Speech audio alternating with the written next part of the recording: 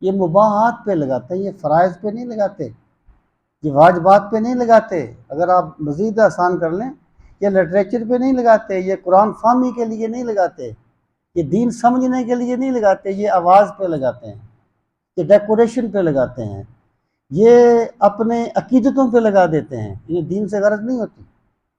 تو سب سے زیادہ جو اللہ کا قرب ملتا ہے بندے کو، وہ فرائض کی ادائیگی سے ملتا ہے۔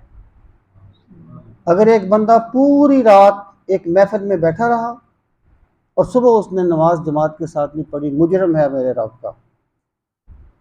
اور اگر وہ ایک منٹ بھی بالفرض محفل میں نہیں بیٹھا، بیٹھنا چاہیے، محافل میں بیٹھنا چاہیے، میں یہ نہیں کہہ رہا، میں ترجیحات کی بات کر رہا ہوں، نہیں بیٹھا لیکن اس نے عشاء بھی جماعت کے ساتھ پڑھی اور فجر بھی جماعت کے ساتھ پڑھی، وہ اللہ کی بارگاہ میں سرخرو ہے۔ دین ذوقیات کے مطابق چلنے کا نام نہیں ہے، دین اپنے ذوق کو دین کے مطابق ڈالنے کا نام ہے۔